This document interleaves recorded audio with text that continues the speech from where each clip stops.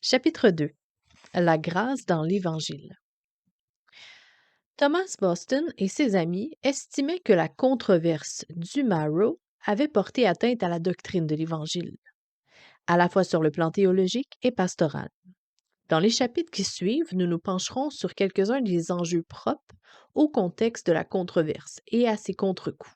Le numéro 1, l'Évangile de la grâce et son offre du salut à tous. Numéro 2, l'Évangile et la loi. Numéro 3, l'Évangile et l'antinomisme. Numéro 4, l'Évangile et l'assurance du salut. La grâce. La controverse du Marrow avait soulevé une question cruciale quant à la manière dont l'Évangile devait être prêché. Toutefois, la réponse à cette question relève d'une question plus fondamentale encore, et dont les enjeux sont toujours d'actualité, et pourtant sur la nature même de l'Évangile.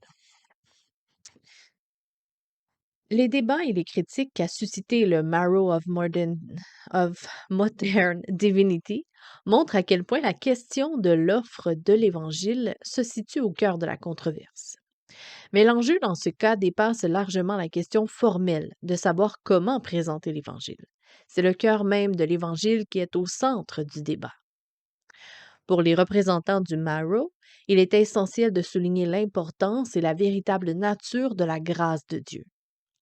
Qui plus est, il allait ici d'une question plus fondamentale encore, celle de la nature et de la personnalité de Dieu tel qu'il se révélait dans l'Évangile. La deuxième question posée par la commission de l'Assemblée de l'Église presbytérienne aux représentants nous propulse au cœur de la controverse. On leur demandait de se prononcer sur la question suivante. La révélation de la volonté divine au monde en termes d'une garantie d'offrir Christ à tous et d'offrir à tous de le recevoir peut-elle être formulée sous la forme d'une offre par le Père du don gratuit de Christ offert à tous les hommes? Cette offre à l'ensemble de l'humanité est-elle un don de grâce souverain? Est-elle absolue ou conditionnelle? Pour le dire plus succinctement, que disons-nous lorsque nous proposons aux autres de se tourner vers Christ? Qu'est-ce qui les autorise à s'approcher de Dieu? Plusieurs affirmations, encore une fois dans le Marrow, posaient problème, dont deux en particulier. À un moment donné, Évangélista, le pasteur, dit « Je vous prie de considérer que Dieu le Père, en la personne de son Fils Jésus-Christ, se pencha par amour vers l'humanité perdue pour offrir en don gratuit à tous que quiconque croira en son Fils ne périra pas, mais il aura la vie éternelle. » Fisher s'inspire ici d'Ézéchiel Culverwell, un auteur puritain. Mais quelle est la portée de son assertion? Pour Boston, l'acte et l'octroi de ce don gratuit correspond exactement à ce dont il est question dans ce passage de Jean 3,16 et représente la formulation la plus claire de l'offre du salut de l'Évangile. Partout où l'Évangile est prêché, l'offre du salut est proclamée et il n'y a pas de restriction à cette offre faite à l'humanité entière. C'est de cette bonne vieille manière que l'offre du salut est annoncée aux pécheurs sur la base suffisante du sacrifice de Christ pour tous et de la crucifixion comme ordonnance de Dieu en vue du salut de tous, de laquelle seuls ils peuvent se prévaloir de leur salut. Mais il n'est pas question ici d'une expiation ou d'une rédemption universelle. Il faut ici prêter attention aux mots de Boston. Il n'est pas question en ce qui le concerne de compromettre les standards de l'Église. On trouverait difficilement à l'époque plus grand respect pour la confession de Westminster que celui que lui vouait Boston et ses condisciples. Mais au vu de l'accent mis sur la rédemption particulière et l'expiation limitée des péchés que la confession de Westminster prônait, Boston insiste pour sa part sur l'idée que Christ doit être prêché partout et à tous sans restriction, sans exception, ni restriction. Pourquoi? Parce que Jésus-Christ est l'Évangile. Précisément dans la foulée des affirmations contenues dans le Marrow, on trouve chez John Preston, un puritain de l'époque, la citation suivante, encore plus radicale. Et Jésus dit alors à ses disciples, allez dans le monde entier annoncer la bonne nouvelle à tous les hommes. On peut lire dans Marc 16, verset 15. Ce qui signifie, allez et dites à chaque homme, sans exception, qu'il y a une bonne nouvelle pour lui. Christ est mort pour lui. Et s'il l'accepte et se couvre de sa justice, il sera sauvé. La critique académique récente a cru percevoir dans ces mots de Preston une formule universalisme hypothétique. Mais ni les frères du Morrow, ni Boston lui-même, n'y virent une once d'universalisme, et encore moins d'amiraldisme. Au contraire, ce dernier affirme de manière catégorique que l'auteur, c'est-à-dire du Marrow, ne prône là aucune expiation ni rédemption universelle. Même si les critiques du Marrow se trouvaient avoir raison dans leur interprétation de la théologie de Preston, l'enjeu crucial dans ce contexte est la compréhension et l'usage par Boston de l'affirmation de Preston. Wow, ça fait beaucoup de mots, hein? Dans sa propre édition du Marrow, Boston ajoute une longue note qui précise pourquoi il pense que le texte ne prêche ni l'arminianisme, c'est-à-dire Christ serait mort pour rendre le salut possible pour tous, ni l'amiraldisme, retenez ces mots, qui signifie Christ serait mort conditionnellement pour tous ceux qui croiraient réellement. Au contraire, il pensait que ces mots mettaient en lumière ce qui se trouvait occulé par une orthodoxie moribonde au sein de laquelle une rigidité mortelle s'était déjà installée. Il voulait plutôt mettre l'accent sur le fait que le centre de l'Évangile se trouve en Jésus-Christ lui-même, qui a été crucifié pour nos péchés et ressuscité pour notre justification, avec pour conséquence que le Christ lui-même, ainsi défini et présenté, devait être proclamé comme capable de sauver tous ceux qui viennent à lui. Des précisions vitales. Tout en réaffirmant la position calviniste de son Église, Boston a mis à l'évidence que l'importance que le Marrow accorde à ces termes permettent de préserver deux des éléments fondamentaux du message du Nouveau Testament. Le premier est qu'en Jésus-Christ réside la plénitude de la grâce pour tous ceux qui viennent à lui. C'est ce que Boston comprend dans la notion que Dieu, dans son amour pour l'humanité perdue, a fait un don gratuit à tous les hommes. Et c'est en effet une bonne nouvelle pour chaque individu sans exception. Christ est mort pour lui. Le second élément préserve l'accent que le Nouveau Testament met non seulement sur la plénitude de la grâce du Christ, mais également sur la gratuité de la grâce en Christ. En ce sens, Boston était en accord avec le credo d'Oesterharder qui stipule qu'il n'est pas correct de dire qu'un homme doit d'abord renoncer au péché avant de pouvoir prétendre bénéficier de l'offre du Christ. L'offre de l'Évangile ne s'étend pas aux justes ou aux repentants, mais à tous les hommes. Il n'y a aucune condition à remplir pour que l'offre de l'Évangile soit valable. Ce qui garantit la foi ne repose sur rien qui serait en nous. Et elle ne le pourrait pas d'ailleurs. Après tout, l'homme naturel n'est pas capable par ses propres forces de se convertir lui-même ou même de s'y préparer. La portée de ces affirmations de Culverwell et Preston est évidente, même si certains y voient une formulation audacieuse, voire dangereuse. Boston estimait que la parfaite grâce du Christ de l'Évangile se voyait menacée d'étouffement par une forme de calvinisme qui avait développé sa propre apologétique et s'était éloignée de l'esprit et du style du Nouveau Testament. De son point de vue, l'élection particulière avait ouvert le champ à une doctrine de la grâce conditionnelle et conditionnée, et avec elle une forme de prédication qui courait le risque de voir les éléments de l'ortho salutis se détacher de Jésus-Christ le crucifié, c'est-à-dire de Jésus lui-même. Pour le montrer plus clairement encore, présentons la doctrine que les défenseurs du Marrow combattaient sous la forme de syllogisme suivant. Prémisse majeure. La grâce salvatrice de Dieu en Christ est accordée aux seuls élus. Prémisse mineure. Les élus se reconnaissent à ce qu'ils renoncent au péché. Et la conclusion, par conséquent, le renoncement au péché est un prérequis de la grâce. Si telle était votre logique, ne serait-ce que de manière subliminale, vous auriez nourri des soupçons à l'égard du credo d'Oesterhaarder, et avec lui des hommes du Marot. Et beaucoup le firent. Où se cache l'erreur dans ce cas?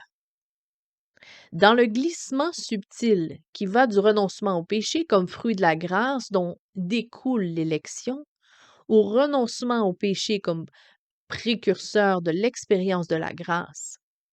Ainsi, la repentance, qui est un fruit de la grâce, devient une condition de la grâce.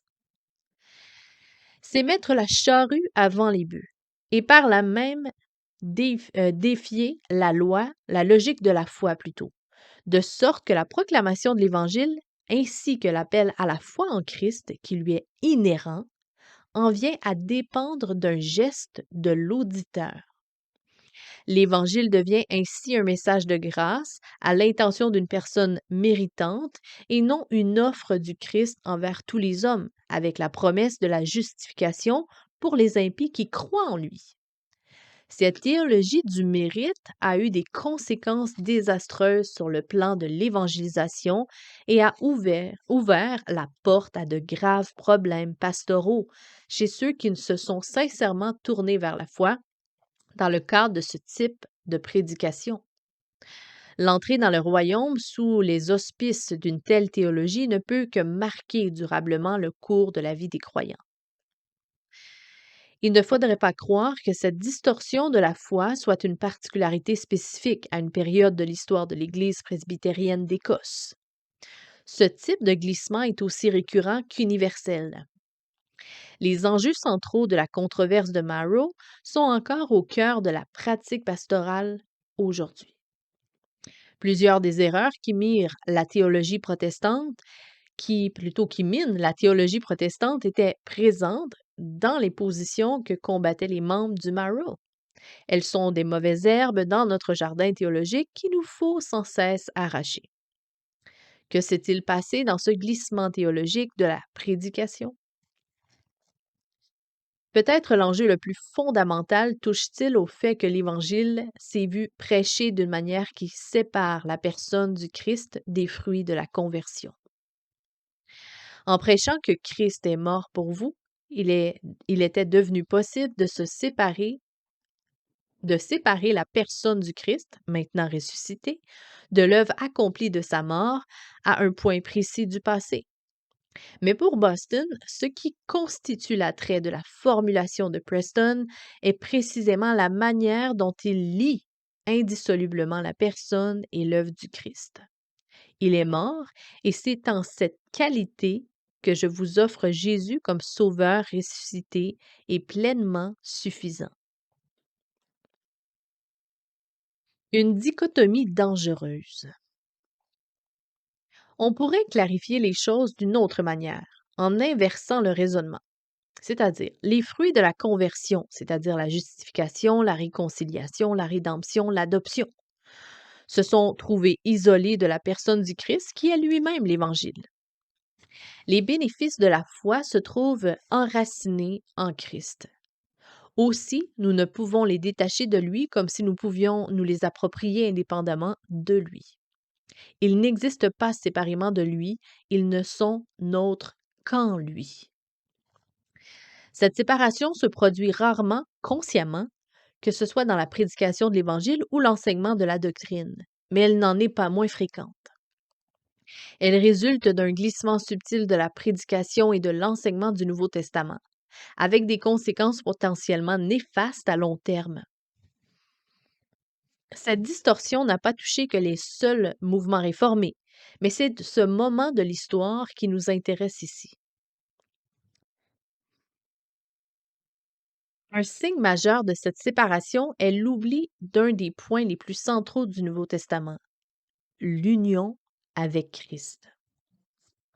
Pour mieux saisir la portée du problème, on peut aborder les choses de la manière suivante.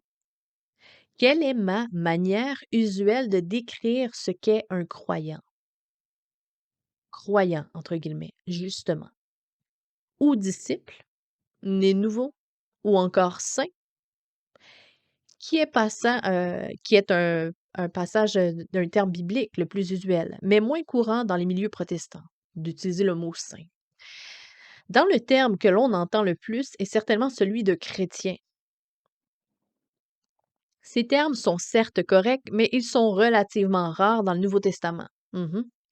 De fait, le terme actuel le plus courant, chrétien, entre guillemets, est quasiment absent des textes du Nouveau Testament. Et les contextes dans lesquels il apparaît semblent suggérer qu'il pourrait s'agir d'un terme plutôt péjoratif, exact, pour désigner les premiers croyants, plutôt qu'un terme employé par l'Église primitive elle-même. Mhm.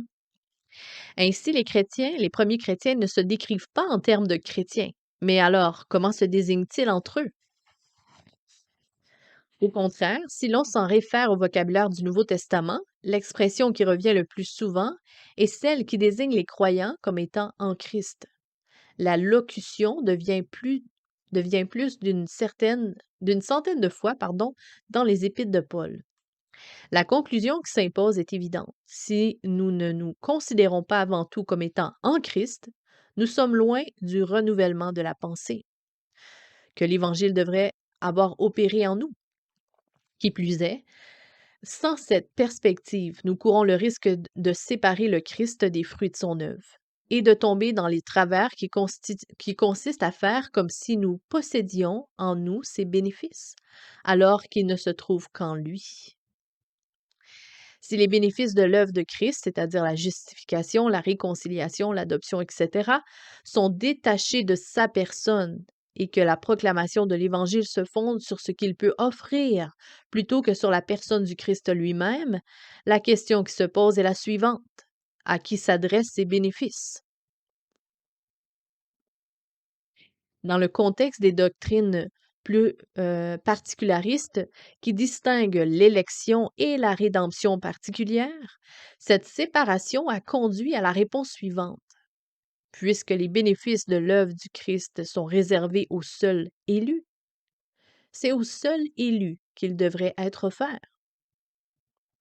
Ainsi, pour reprendre notre raisonnement, question. Mais comment savons-nous qui sont les élus? La réponse, les élus selon la grâce se repentent de leurs péchés. Conclusion, donc les bénéfices de l'Évangile doivent être offerts à ceux qui se repentent. Eh ben. Une telle approche de l'Évangile et de sa proclamation tranchait radicalement d'avec celle présente dans le Nouveau Testament, tout comme d'avec celle de la Réforme et des puritains classiques. En l'adoptant, nous perdons plutôt de vue de manière très subtile la différence qu'il y a entre offrir les bénéfices liés au Christ et offrir le Christ lui-même. Il n'est guère étonnant, à la lumière de ces éléments, que l'offre gratuite du Christ sans condition prônée par les frères du Marrow ait suscité de telles tensions. Quel était justement le cœur de leur message évangélique? Calvin le résume en une très belle expression. L'Évangile, c'est le Christ, vêtu de son Évangile. Tel est, selon une expression d'Augustin, le totus Christus, le Christ dans sa plénitude, en qui l'incarnation s'est accomplie et en qui l'expiation, la résurrection, l'ascension et le règne céleste maintenant s'accomplissent. Si d'un point de vue analytique et sur le plan théologique, nous pouvons distinguer la personne et l'œuvre du Christ, les deux dimensions sont en réalité inséparables l'une de l'autre. Si l'œuvre du Christ ne s'accomplit pas séparément en dehors de sa personne, on ne peut s'approprier les bénédictions qui découlent de son œuvre sans recevoir la personne du Christ avec tous ses bénéfices. Ne séparons pas ce que Dieu a uni. Or, c'est précisément ce qui s'était produit et continue à se produire. Cela a eu pour conséquence que les bénéfices rattachés à l'œuvre du Christ se sont vus offerts uniquement à ceux qui pensaient percevoir en eux-mêmes des signes qu'ils faisaient partie des élus. Alors qu'en réalité, comme les frères du Marrow l'avaient très bien compris, et Boston au mieux que quiconque, l'offre de l'Évangile est au contraire Christ lui-même, en qui toutes les bénédictions sont comprises. Les annotations que Boston a rédigées sur sa propre édition du Marrow of Modern Divinity, je vais l'avoir, nous fournissent une trace des réflexions et du parcours que sa lecture a amorcé. Edward Fisher, en le conduisant à certains passages de John Preston, lui a certainement fourni la clé des questions qui le troublaient dans la prédication de l'Évangile. Vous devez d'abord posséder le Christ lui-même avant de pouvoir bénéficier des bénédictions qu'il a à offrir. Ces termes sont en parfaite cohérence avec l'insistance que Calvin mettait sur le fait que nous sommes sauvés en Christ et non pas simplement à travers Christ. Cette vérité s'est trouvée inscrite dans la tradition théologique écossaise. Par cette foi, nous saisissons Christ et les grâces et les bénédictions promises en lui. Confession écossaise 1560, traduite, c'est une traduction libre. Mais cette vérité avait été perdue de vue et avait sérieusement besoin d'être retrouvée. Et ce qui était vrai hier l'est peut-être encore aujourd'hui, hein. Jusqu'à très récemment, l'accent sur l'union à Christ a brillé par son absence dans la culture évangélique. Et c'est précisément la raison pour laquelle nous avons besoin de redécouvrir cette vérité, que tout ce dont nous avons besoin pour le salut réside en lui et non pas en nous. John Murray le démontre de manière intéressante en conclusion d'un exposé extensif de Romains 3, verset 24.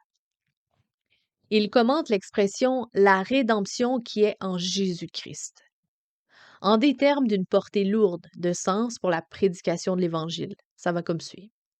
Il faut noter de plus que l'apôtre conçoit cette rédemption comme quelque chose qui réside de manière ferme et permanente en Christ. C'est la rédemption qui est en Jésus-Christ.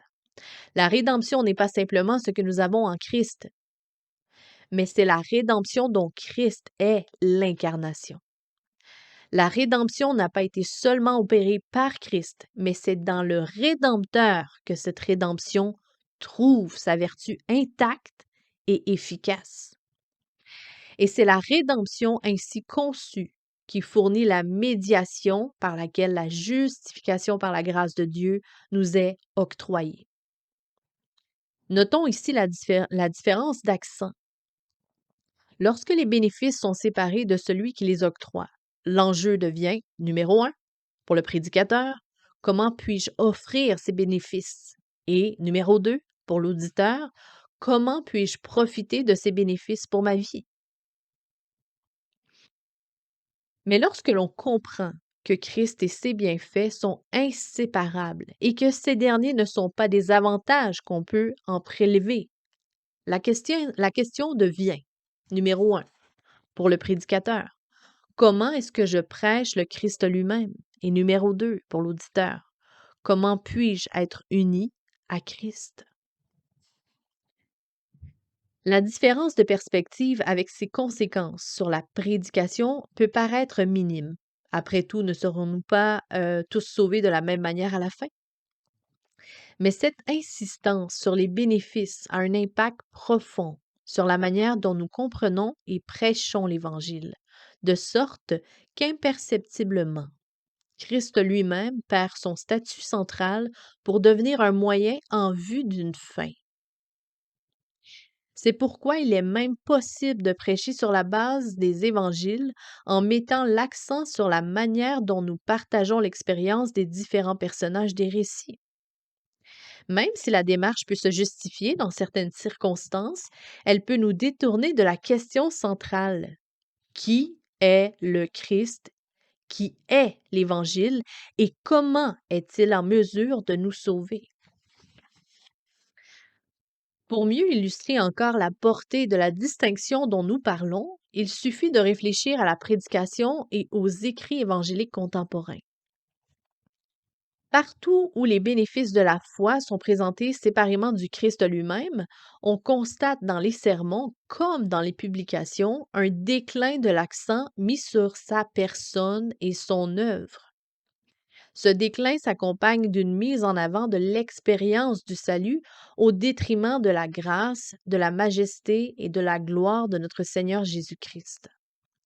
Et il est même probable que parmi les prédicateurs qui lisent ces lignes, beaucoup possèdent plus de livres sur la prédication, et même sur la prédication du Christ, que sur le Christ lui-même. Et si c'est le cas, et un sondage à ce propos serait peut-être édifiant, nous devrions nous poser la question suivante. Est-il évident que le thème central et la note dominante des sermons que je prêche ou que j'entends est Jésus-Christ et Jésus-Christ crucifié? Ou est-ce que l'accent principal et le ton, entre guillemets, porte ailleurs, sur la manière de surmonter le péché, sur la marche chrétienne ou sur les bénéfices à tirer de l'Évangile? Toutes des questions légitimes en temps et lieu, mais ce lieu ne devrait jamais être le centre de la scène. La même question pourrait être posée encore plus radicalement à propos de notre époque technologique où bon nombre écoutent des sermons non plus seulement à l'Église, mais sur Internet. Est-ce que le thème, l'accent, l'impression laissée est Jésus-Christ et Jésus-Christ crucifié ou autre chose?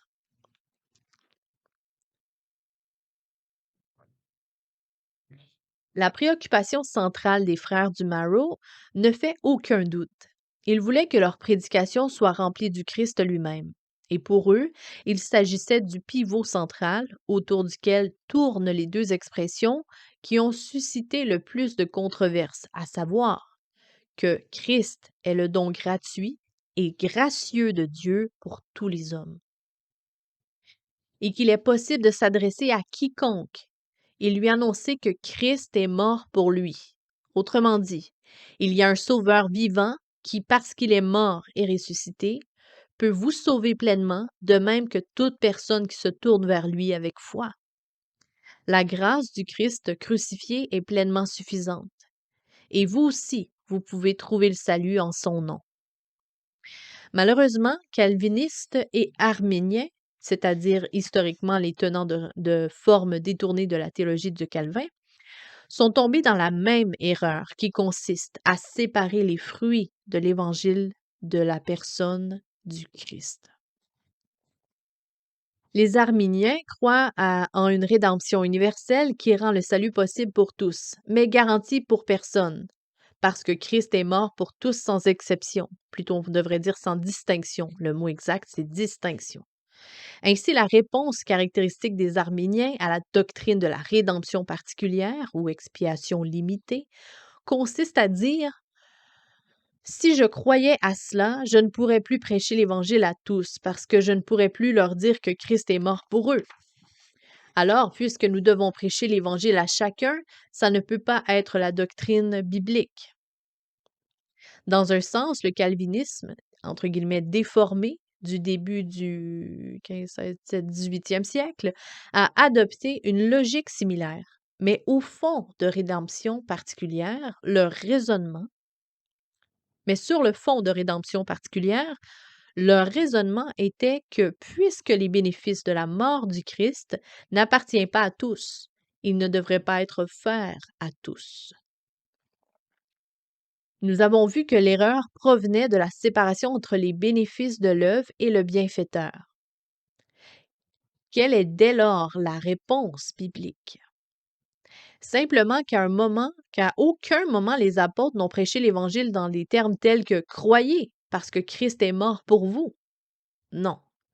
Ce qui assure la foi en Christ n'est ni la connaissance de l'élection, ni la conviction d'une rédemption universelle, ni non plus la conscience de notre état pécheur.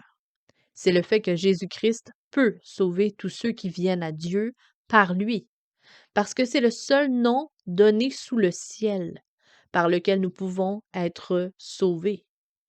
Christ lui-même est l'Évangile. Revenir à Jésus. Sur le plan pastoral, il est toujours bon de revenir à Jésus et son enseignement et se demander comment Jésus lui-même a-t-il prêché son propre évangile? Voici dans le contexte d'une prière reflétant sa croyance en l'élection, un exemple de la manière dont Jésus a amorcé sa prédication de l'Évangile. La prière. Je te loue, ô Père, Seigneur du ciel et de la terre, de ce que tu as caché ces choses aux sages et aux intelligents, et que tu les as révélées aux enfants. Oui, mon Père, cela est ainsi parce que tu l'as trouvé bon. Un exemple s'il en fut d'élection inconditionnelle. Mais Jésus dit encore, venez à moi, vous tous qui êtes fatigués et chargés, et je vous soulagerai. Chargez-vous de mon joug et apprenez de moi, parce que je suis doux et humble de cœur, et vous trouverez le repos de vos âmes, car mon joug est aisé et mon fardeau léger. Ici, être fatigué et chargé ne constitue certainement pas une qualification pour venir au Christ. C'est plutôt une assurance que la faiblesse et l'indignité ne sont pas des obstacles pour quiconque veut s'approcher de Christ. Au contraire, même les faibles et les désespérés qui se sentent disqualifiés sont invités à venir à lui. Les évangiles établissent clairement que c'est pour les disqualifiés qu'il s'est offert. C'est pour les disqualifiés, entre guillemets, qu'il s'est offert. Cette séparation entre les bénéfices de la foi et la personne du Christ, qui est l'Évangile, est aussi à la source de plusieurs variantes d'une théologie des stades, qui prône qu'une personne peut jouir d'une partie, mais pas forcément de tous les privilèges contenus dans la foi, laissant ainsi la porte ouverte à une seconde bénédiction, ou alternativement, jouir des bénédictions du salut sans l'obéissance, c'est-à-dire avoir le Christ comme sauveur, mais pas encore comme Seigneur. Mais comme Calvin le soulignait, cela revient à couper le Sauveur. Ce que la théologie du Marrow avait saisi, c'est l'insistance du Nouveau Testament à dire que lorsque nous sommes en lui, nous possédons le Christ lui-même.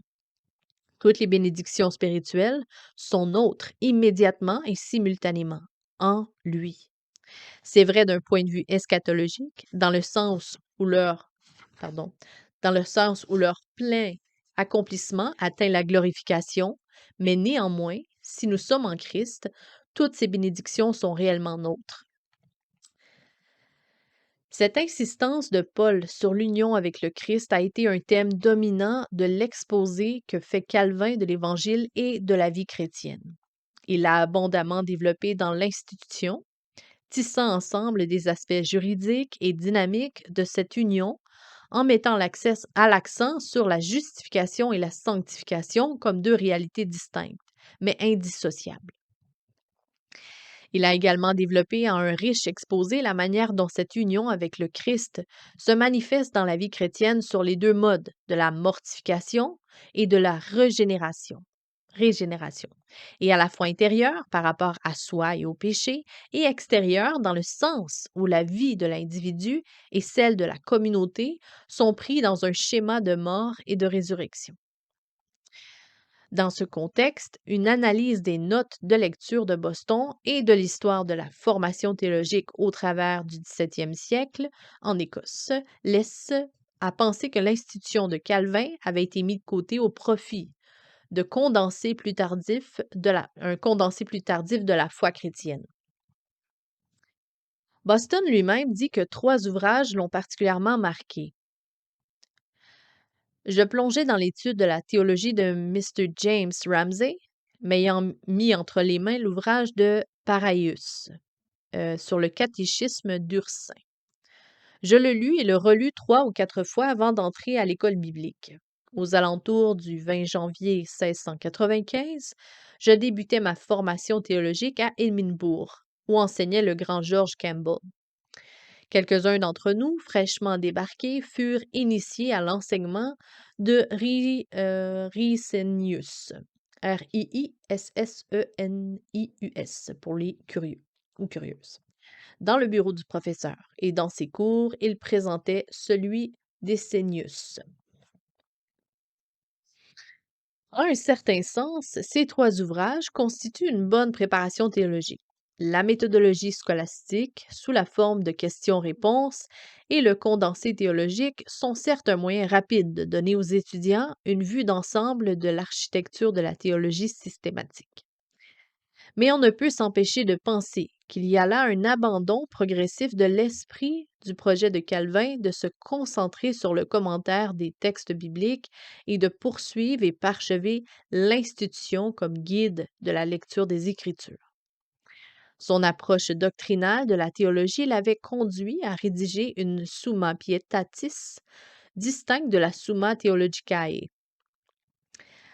Cela lui fournit l'occasion de réfléchir longuement à la personne et à l'œuvre du Christ et à l'importance de l'union avec lui. De fait, il avait insisté sur cette question dans l'institution numéro 3. Tout d'abord, il est évident que tant que nous ne sommes pas à Christ, tout ce qu'il a fait ou a souffert pour le salut des hommes est dépourvu de sens et d'utilité pour nous. La réalité de cette union est rendue effective, poursuit-il, par la puissance et l'action secrète du Saint-Esprit qui nous permet de jouir de la présence de Christ et de tous ses bienfaits. À quoi il ajoute: pour connaître vraiment Jésus-Christ, il faut le recevoir comme le Père le présente, c'est-à-dire revêtu de son évangile. Ce n'est qu'une décennie plus tard que Boston, à partir de sa lecture de Marrow et après avoir saisi l'idée centrale de Preston,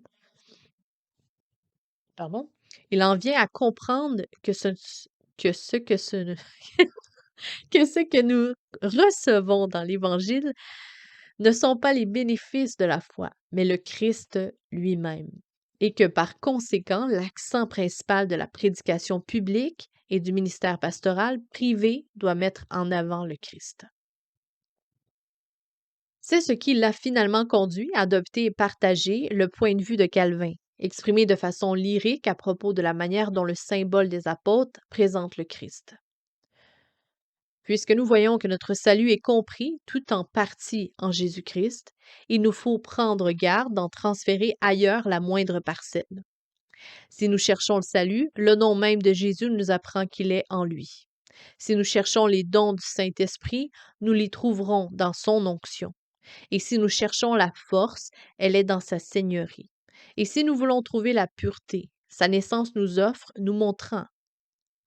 l'offre plutôt, nous montrant qu'il a été semblable à nous, afin de nous apprendre la compassion.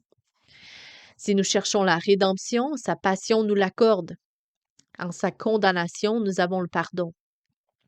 Si nous désirons que la malédiction nous soit épargnée, c'est à la croix que nous obtenons ce bien. C'est à la croix que nous obtenons ce bien.